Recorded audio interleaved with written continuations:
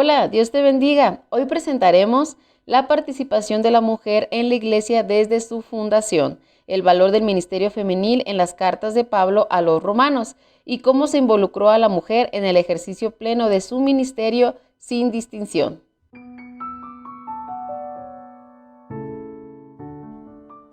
Por muchos siglos, la mujer judía fue marginada solo a los trabajos domésticos de la casa.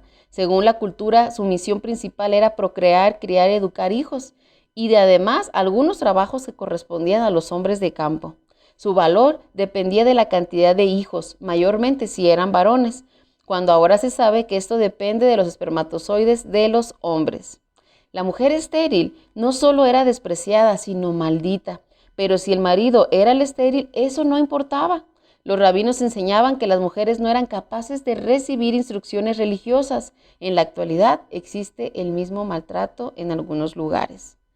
En algunos lugares de la India, por ejemplo, existe la costumbre de que si a una novia no le entregan suficiente dote, puede ser quemada. En Bangladesh la mujer no tiene derecho a la educación, igual pasa en Afganistán. En el tiempo de Pablo, la mujer era una ciudadana inferior y objeto de injusticias.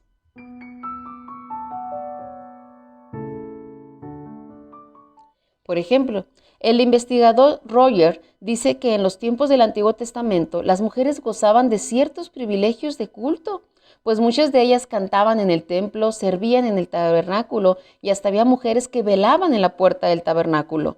Eso sí, no había sacerdotisas, pues esto solamente lo ejercían los hijos de Aarón.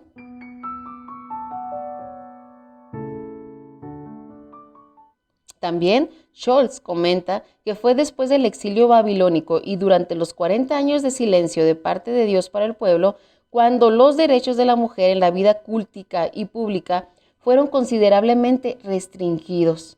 Eso se confirma en uno de los libros deuterocanónicos, que significa literatura sin la autoridad divina, y lo veremos a continuación.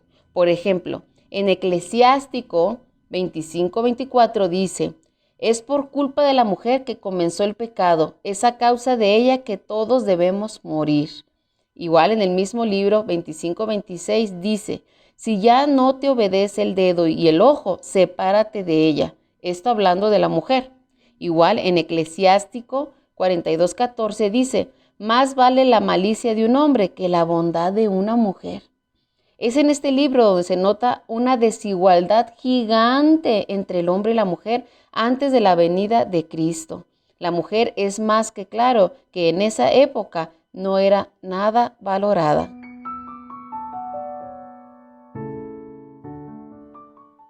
La mujer tenía un doble rol: dar a luz a los hijos y tenerlos en buen estado de salud, y convertirse en un instrumento de placer. La mujer era prácticamente vendida como una esclava a su marido. Generalmente las mujeres no tenían educación salvo lo necesario para realizar sus tareas domésticas y no tomaban parte de la vida pública. Los grandes filósofos griegos no estimaban a la mujer. Por ejemplo, Pitágoras decía: 3 cosas hay que temer por encima de todo: el fuego, el agua y la mujer. Platón se compadecía del hombre que tenía que reencarnarse en el cuerpo de una mujer. Aristóteles decía que las mujeres son hombres imperfectos sin valor alguno. Platón, que es un anciano del estado de Roma, decía: el momento en que las mujeres empiecen a ser igual que nosotros, serán vuestras superiores. El filósofo Séneca dijo: la mujer y la ignorancia son las 2 catástrofes más grandes del mundo. Dios mío.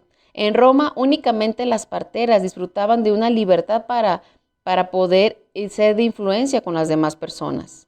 En el plano religioso, Kroger dice: la religión de los hombres y de las mujeres son 2 mundos diferentes y dispersos. A menudo las mujeres adoraban en templos distintos que los hombres y en días diferentes.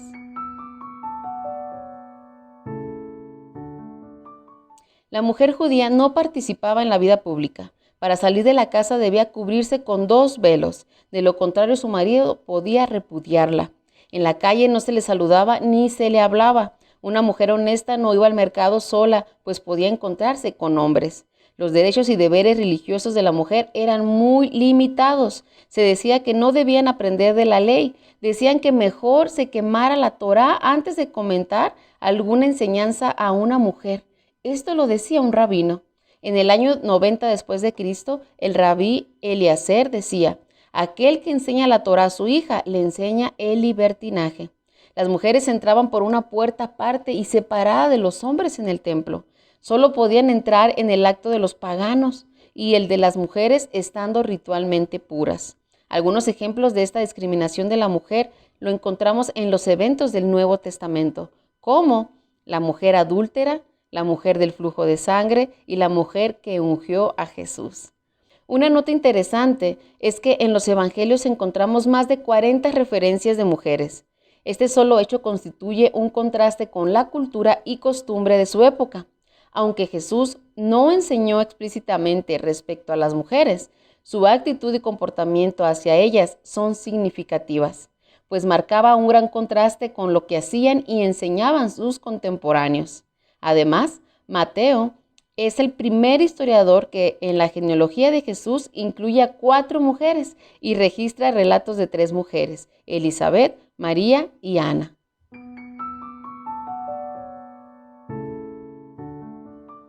Las enseñanzas bíblicas sobre este tema nunca han cambiado, ahí han permanecido desde el tiempo de Moisés en el año 1500 a.C. Y esto llega hasta Juan el apóstol en el año 100 después de Cristo. El hombre y su cultura propiciaron la situación predominante sobre la posición que por mucho tiempo ha ocupado la mujer. Las costumbres han variado en cada raza y nación, pero la palabra de Dios como un martillo ha estado golpeando y forjando el lugar que la mujer tiene para él. Erradiquemos pues los mitos, barreras, posturas, criterios infundados contra la mujer y recobremos la libertad que la palabra le brinda y restaurémosla a su sitio.